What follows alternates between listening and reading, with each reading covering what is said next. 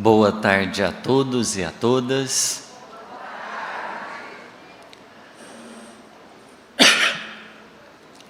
Com esse clima que está aqui dentro, parece que a gente nem está em Cuiabá.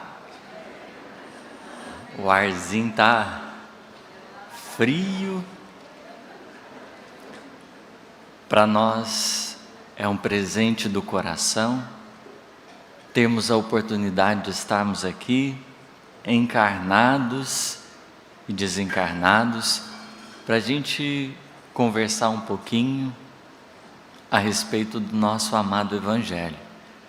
E eu espero muito, do fundo do coração, que o Mestre que me trouxe até aqui possa conduzir o meu pensamento e o meu sentimento. Que eu tenha condições de colaborar com essa tarde tão festiva, onde já tivemos a alegria de ouvir o Divaldo, pela manhã outros corações tão honrosos, que a gente possa seguir vinculados ao mundo espiritual, com o nosso pensamento centrado no divino amigo. Eu diria que a Luísa, ela me concedeu um presente muito grande quando ela me oportunizou estar aqui, porque de certa forma abrir as portas para mim. Obrigado. Não precisa não. Eu vou esquentar até o final. De vibrações positivas, eu espero. Mas eu agradeço muito a Luísa quando ela abriu as portas e nos permitiu estar aqui. Um jovem de 25 anos, mineiro, vindo de um lado, sei aonde, uma cidade que para você encontrar no mapa, você precisa dar muito zoom assim, ó. Você fala, nossa, está chegando. Olha lá. Só que para além dessa oportunidade, o meu desejo do fundo do coração, a minha sugestão para esse evento que é incrível, quem sabe não tivéssemos a oportunidade de, para além de um congresso espírita mato-grossense, que envolvesse sobretudo esse público adulto, a gente não tivesse também uma ala jovem, dedicada para esses corações jovens que fazem parte dessas terrinhas e também estão dispostos ao trabalho. Já que a gente vai falar sobre a ação do jovem, eu não poderia deixar de reconhecer a minha gratidão, por exemplo, quando em 2019 eu tive a oportunidade de ir a Uberlândia participar de um congresso espírita. Em 2018, um ano antes, eu fui fazer a minha inscrição e eu olhei lá, ia ter a programação adulta e ia ter a jovem. Aí eu olhei para a adulta e falei, nossa, é aqui. Só que quando eu fui me inscrever, não tinha mais vaga. Aí eu fiquei muito decepcionado, poxa, não vou poder participar do congresso adulto. Eu naquela época tinha os meus 19 anos, e eu queria muito poder escutar, por exemplo, Haroldo e tantos corações que estariam ali presentes. Mas eu pensei, eu não posso ficar de fora dessa oportunidade. Eu gostaria, mesmo que de maneira singela, eu gostaria muito de participar. E eu, naquela ocasião, preferi ir para o congresso jovem. Naquela época, em 2019, talvez eu estivesse vivendo um dos instantes mais difíceis para o meu coração. Umas provinhas que estavam me doendo muito interiormente. E eu fui despretensiosamente para o congresso jovem, sem entender talvez a grandiosidade daquele momento que o plano espiritual resguardava o meu coração. eu tive também a oportunidade de ouvir Haroldo Dutra Dias como eu bem queria, e ouvir tantos corações que eu apenas acompanhava à distância. Foi um momento muito expressivo de contato com esses corações que para mim eram muito significativos, porque, de certo modo, eles tinham participado e participavam da minha formação. E de certa forma, a partir daí eu comecei a pensar, meu Deus, aquele congresso jovem foi um divisor de águas para o meu coração, foi um divisor de águas na minha vida. E qual não poderia ser, quantos não são os jovens que, de certo modo, nas suas pelejas, não poderiam encontrar esses espaços mais aconchegantes e receptivos, porque eu tenho certeza que aqui é. Mas esse ambiente em que um jovem tenha condições de olhar mais de perto para outro jovem, isso seria para nós também uma dádiva muito divina. Então essa é a nossa sugestão, aqueles que estão aí à frente, vai que um dia a gente tenha a oportunidade de contemplar nessas terrinhas abençoadas também essa iniciativa. Eu sei que tem a Congemate, que já reúne, né, uma população imensa de corações nesse ideal da juventude, mas quão não seria precioso se pudéssemos contar com um instante de família, aonde cada qual, trabalhando as suas dinâmicas, poderia ali recorrer a esse ambiente de estudo, de aprendizado, tendo seus espaços conjuntos. Nós bem sabemos que a juventude na atualidade, ela tem uma importância, ela tem um papel, ela tem uma responsabilidade, um compromisso muito, mas muito expressivo mesmo. E uma das lições, talvez, rememorando as antigas escrituras, que não só a nós que estamos num corpo tão jovem, mas de certo modo, aqueles que se fazem presente de todas as idades. Nas anotações do Antigo Testamento, nós temos o primeiro mandamento: ouve, ó Israel, a voz do Senhor teu Deus. Antes de falar do amor a Deus, o primeiro mandamento foi ouvir, estar disposto a escutar.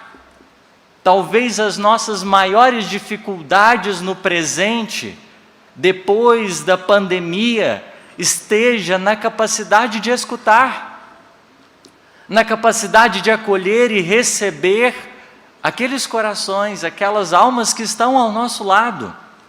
Depois das dissensões políticas e de tudo que se deu, a gente parar para escutar, para ouvir, não é tão fácil.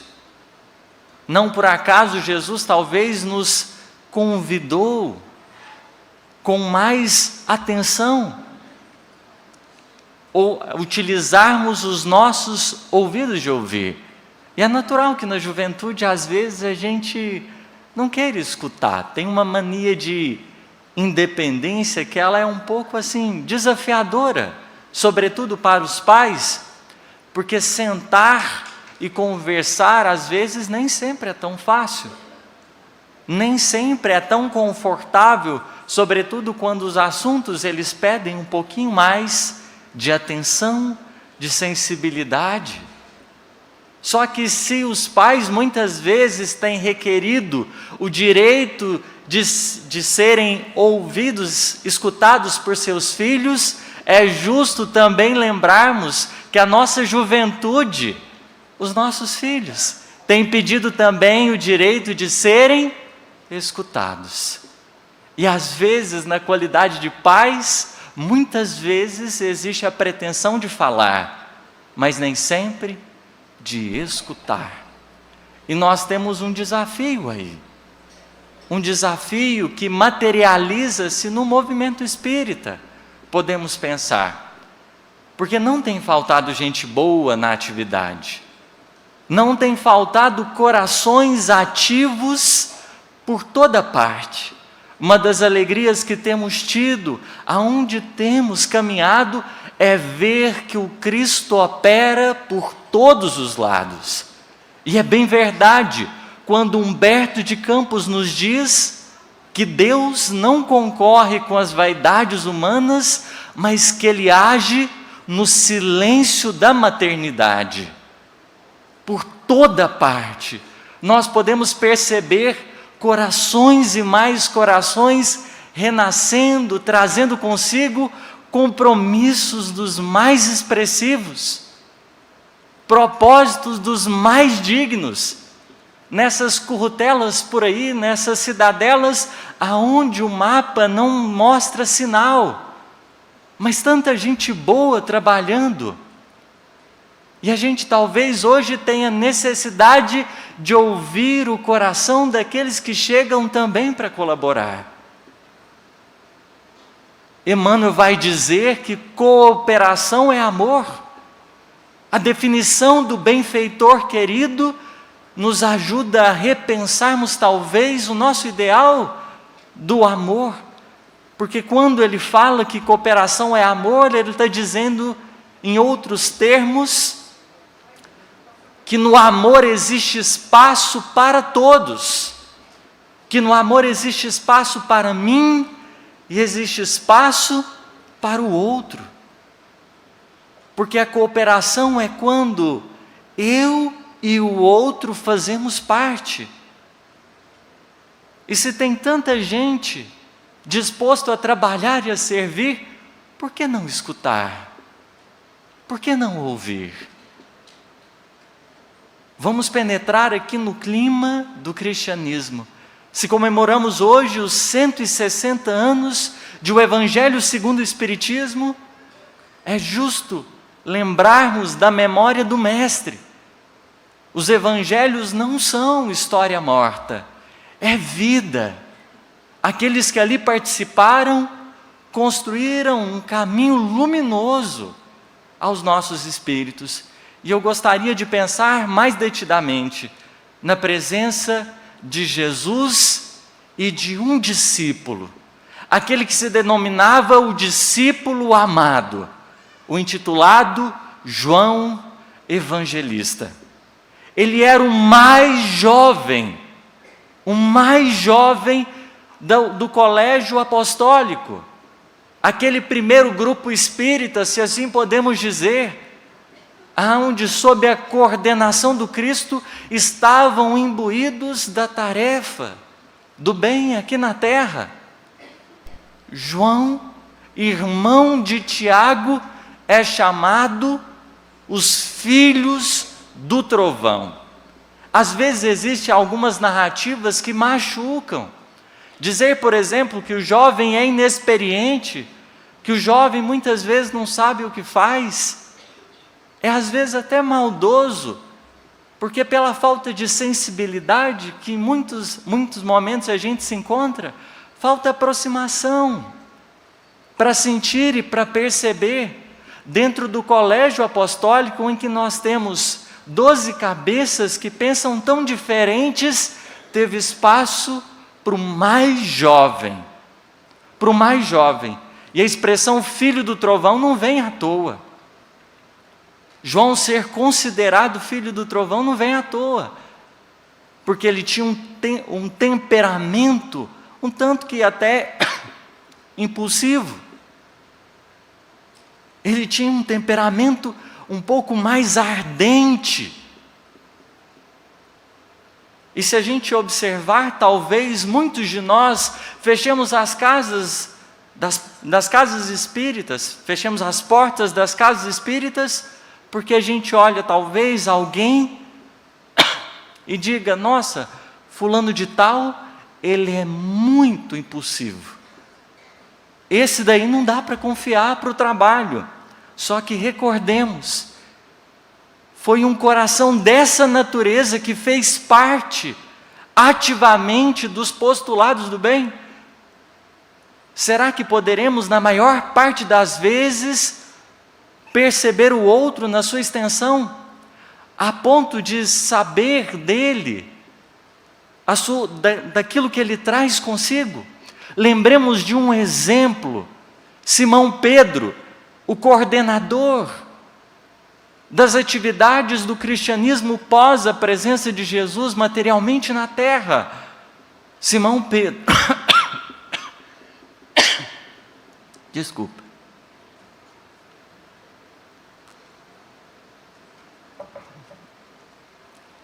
Essa tossezinha, ela é persistente.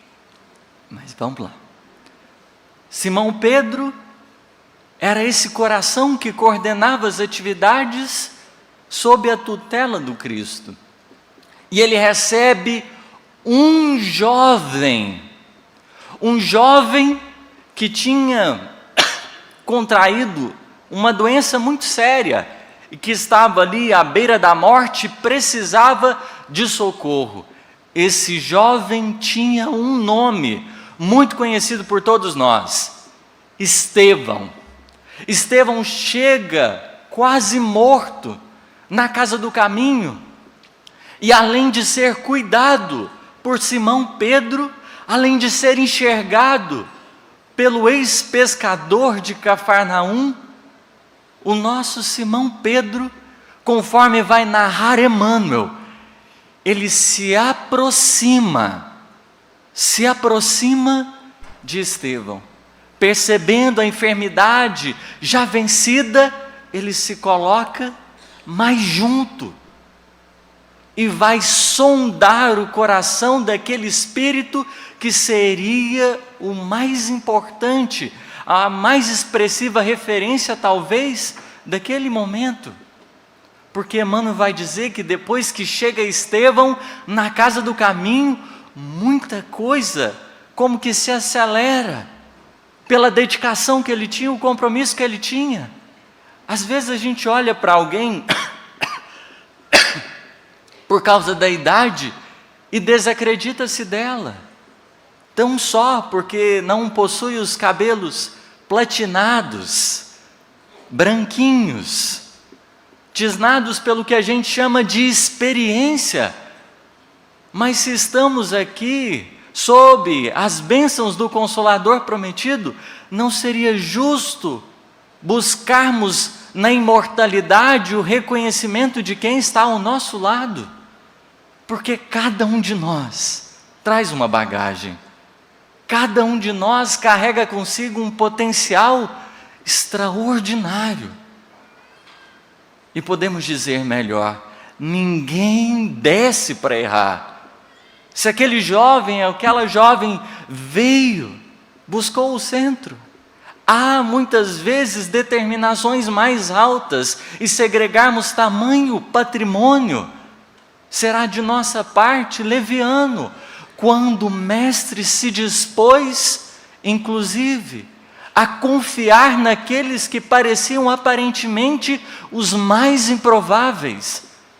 Se hoje tenho a oportunidade de estar aqui, não só tenho que agradecer a coordenação do evento, mas eu preciso talvez honrar os meus pais, sobretudo meu pai, porque quando talvez eu não apresentava nenhuma tendência de espiritualidade, ele começou a plantar, e não quis desacreditar daquilo que talvez o meu coração pudesse oferecer, do quanto eu poderia aprender e trabalhar nas lides do bem.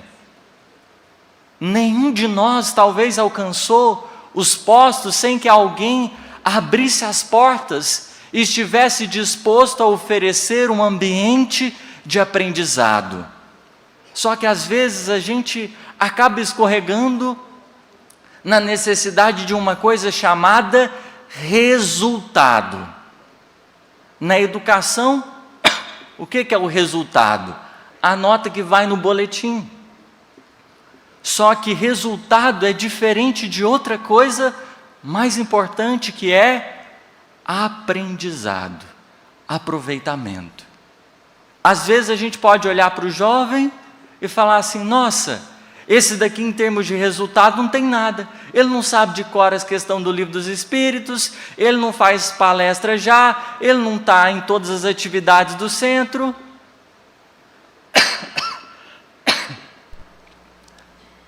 E talvez os nossos resultados, eles vão ser frustrados, mas se a gente focar na concepção de aproveitamento, nós perceberemos um pouco melhor a didática divina, porque muitos de nós, talvez, quando desencarnarmos, ao contrapor o plano A e o plano Z que a gente se encontra, a gente vai olhar e falar, nossa, deu uma desviadazinha, teve umas curvinhas aqui que não estavam no prognóstico.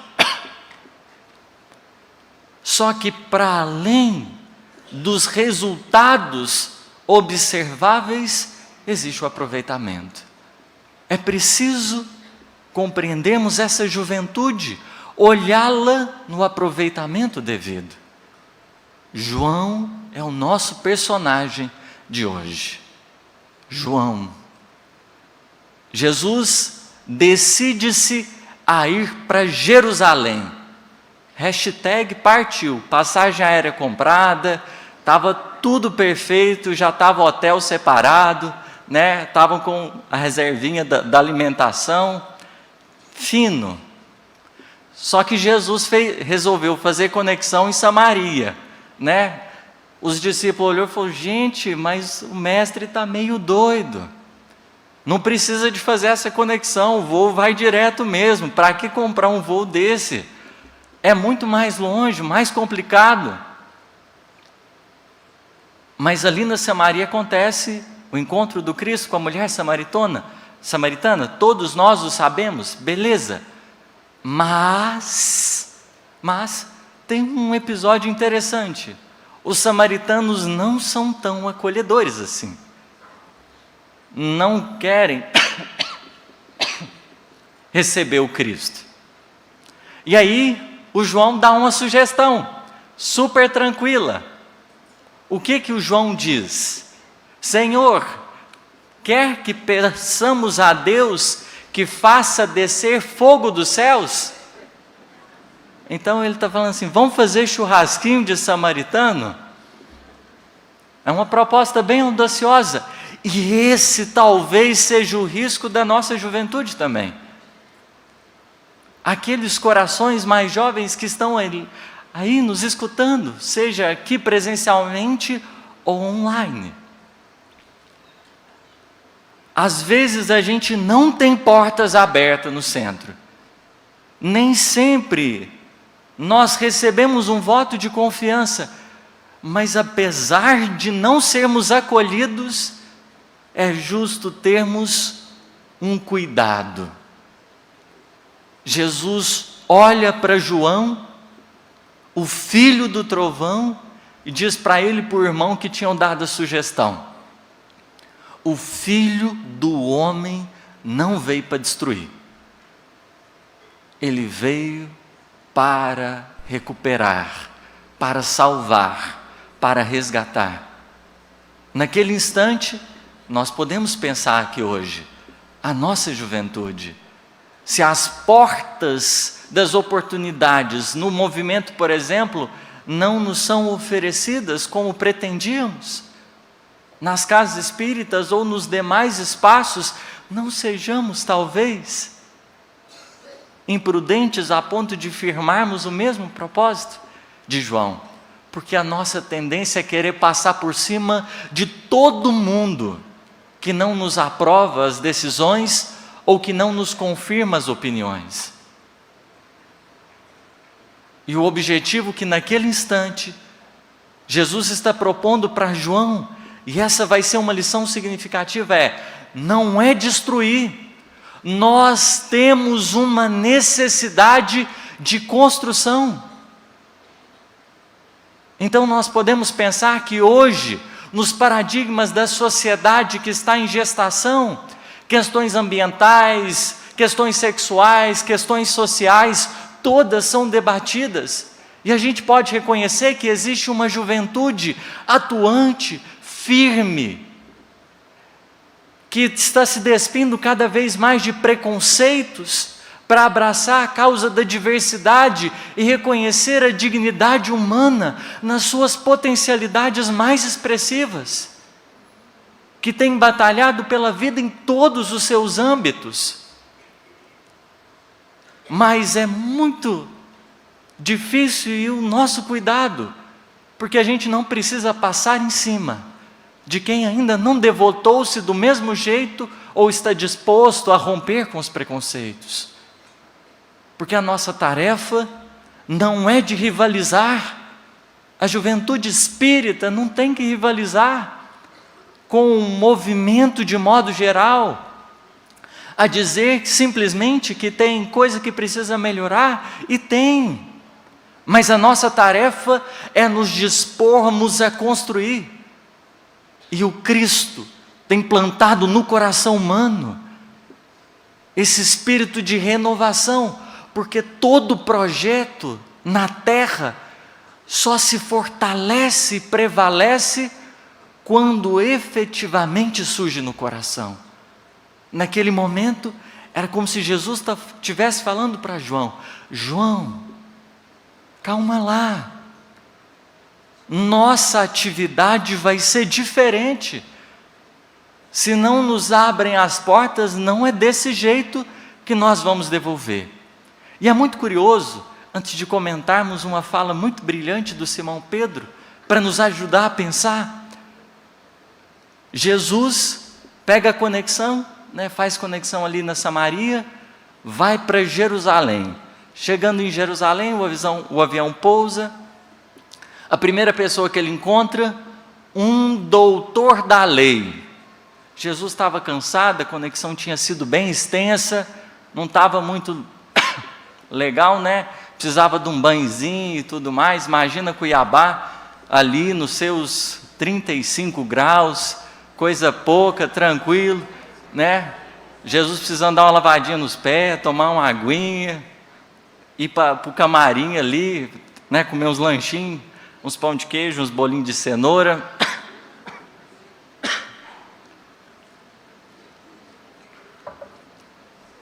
O doutor da lei, o religioso, que vê Jesus chegar, ele não está nem aí e aproxima do Cristo para o tentar.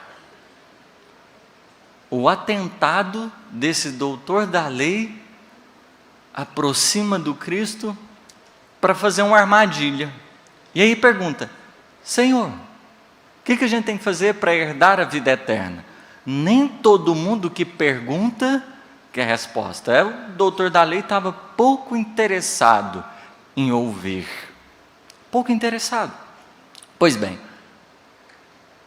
Jesus vai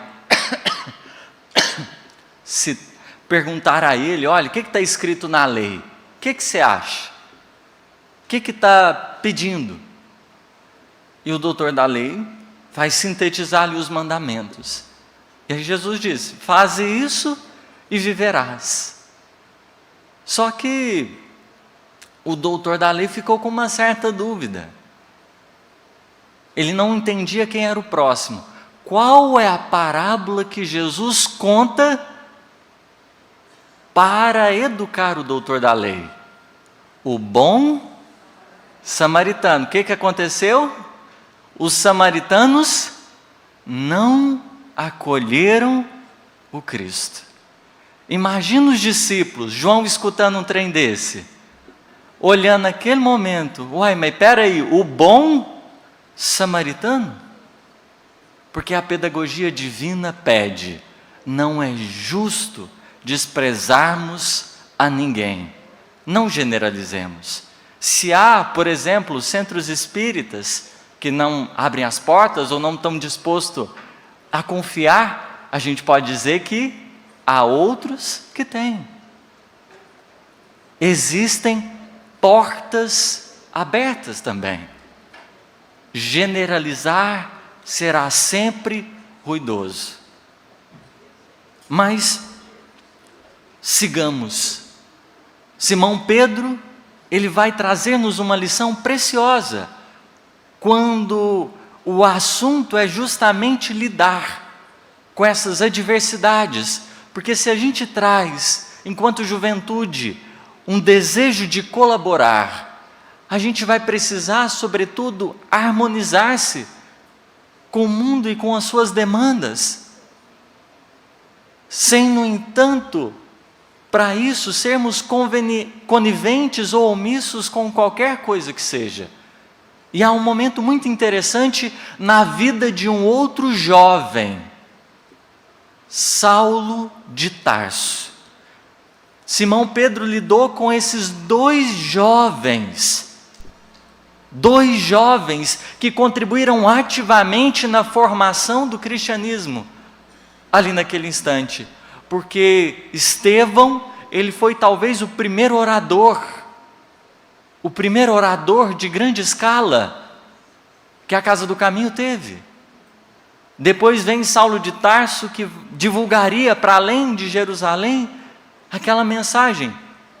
Mas numa dada experiência do nosso querido Saulo de Tarso, ele está na Casa do Caminho, visitando, pedindo socorro para os cristãos. E ele estava doente, vai ter oportunidade de se recuperar, e quando ele se recupera, ele começa a avistar a Casa do Caminho como estava. Naquela circunstância, o judaísmo tinha penetrado muito profundamente aquela instituição que ele tinha visitado muito tempo antes e que ele via como referência de simplicidade.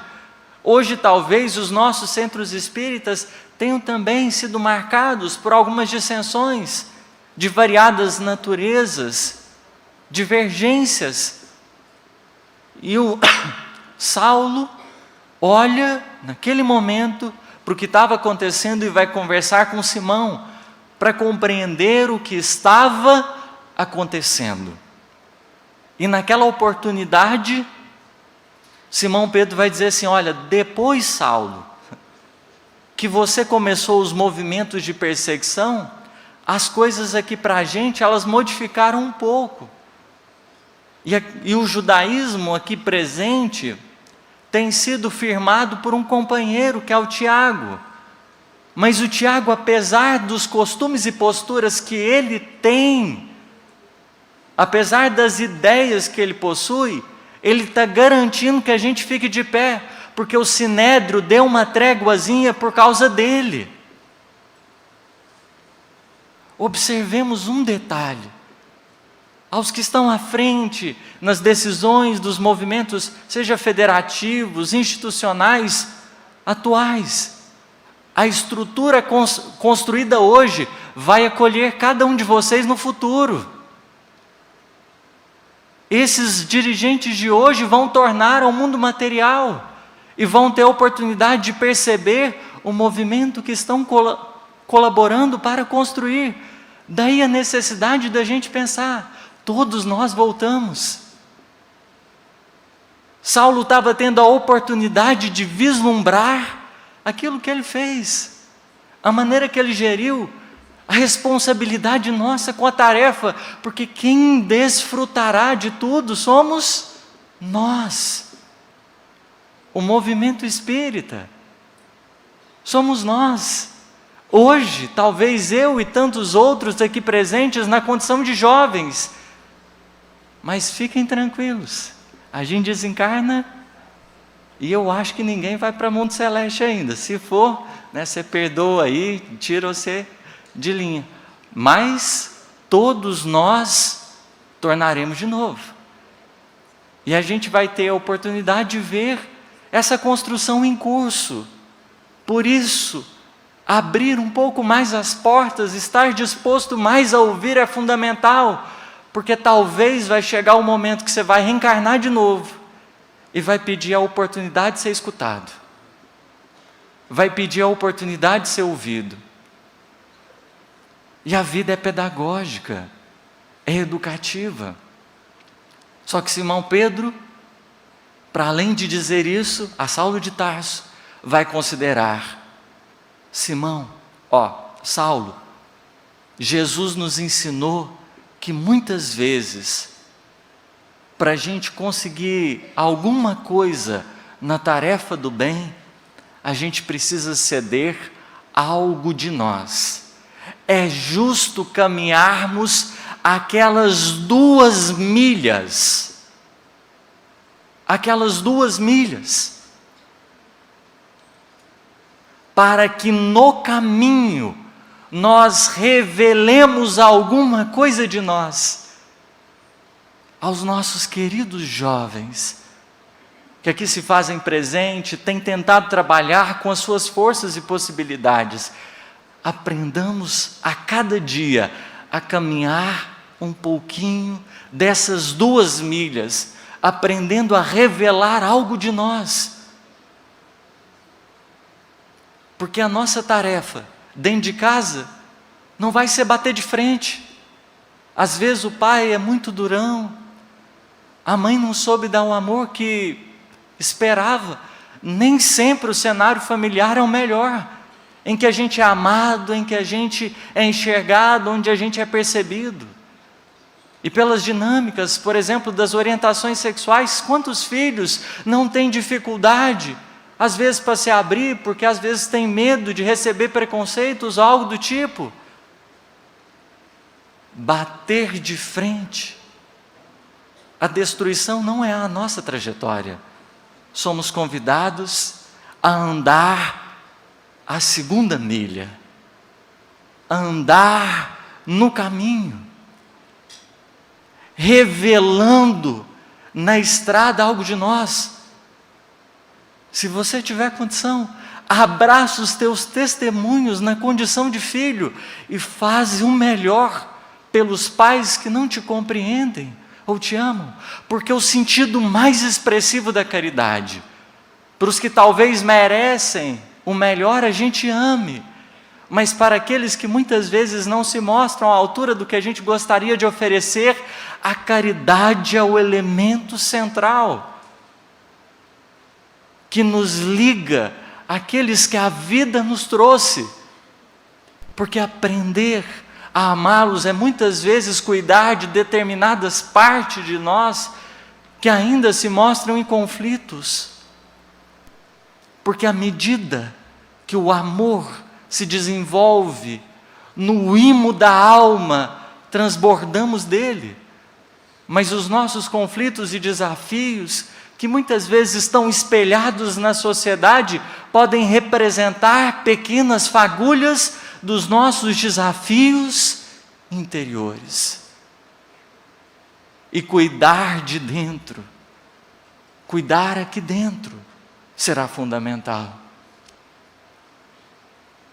Esse João, que recebeu essa lição do Cristo, é o único discípulo que permanece fiel ao Cristo na crucificação.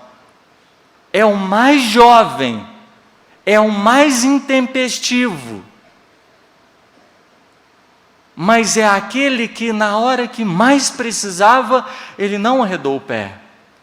O nosso compromisso com o bem, ele avança. João se faz presente nas dores e nas dificuldades do coração de Maria. É esse jovem que vai vanguardear as promessas do Apocalipse e que anotaria aquelas palavras do Cristo à posteridade, sob os tempos vindouros. Mas não só isso, esse espírito benfeitor, João Evangelista, que é um dos primeiros a assinar na codificação, era o mais jovem, o mais intempestivo, mas é aquele que, apesar das dificuldades que possuía, nunca abriu mão daquilo que era importante. Errou sim na presença do Cristo. Olha o Boa Nova. João ainda tinha alguns preconceitos, algumas ideias difíceis. Ele questiona o porquê que Jesus não condenou a mulher adúltera, por exemplo. Ele não estava puro, mas na qualidade de trabalhador, ele nunca arredou o pé. tive a oportunidade de conhecer, estou tendo tantos jovens que interiormente têm abraçado no íntimo o compromisso com a espiritualidade. E eu me fascino quando eu vejo que corações, às vezes tão distantes, mas interiormente têm ouvido aquele chamado íntimo para mobilizar os seus recursos com as suas limitações. E numa dessas ocasiões, escutei uma jovem de Santa Maria, lá no sul. Não sei se todos recordam daquela tragédia da Boate Kiss, que um monte de pessoas morreram, um monte de jovens, um monte de pessoas que estavam ali confinadas, mais de 200. Naquele dia, uma jovem, tocada interiormente pelo pensamento do Cristo, se dispôs meia-noite a sair nos velórios, cantar, se fazer presente no instante de dor. Por que desconfiar da juventude? Terá limitações e erros, sim. Na expressão de Estevão, só Jesus foi puro. Mas nós podemos dizer, sem sombra de dúvidas, que o espaço de crescimento é a experiência, que a gente poder fazer parte, trabalhar junto, é o que vai nos educar, porque nenhum de nós se purificará ao infinito sem receber o concurso da experiência. Ah, mas o jovem vai ficar muito vaidoso, e os adultos não são, né? Ei, gente!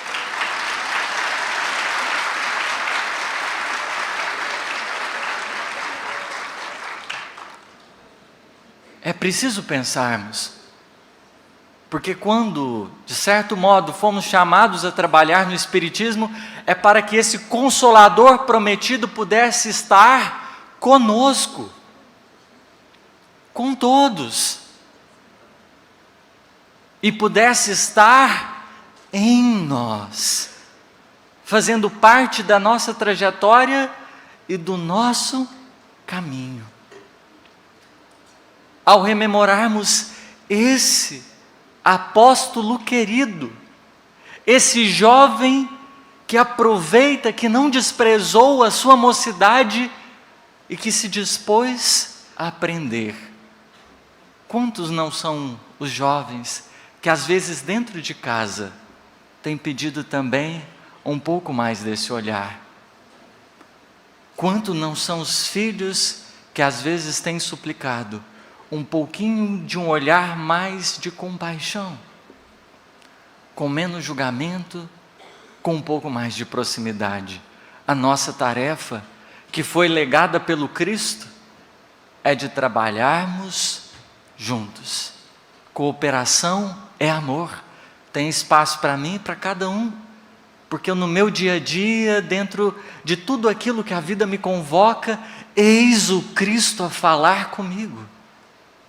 E eu espero verdadeiramente que essa juventude presente, e aqui nos acompanhar ou assistir isso algum dia, que nós lembremos das palavras do apóstolo Paulo ao querido Timóteo, seu filho espiritual: não desprezes a tua mocidade, sê tu o exemplo aos que te cercam. Deus lhes pague pela paciência e pela misericórdia de nos ouvir. Sigamos juntos.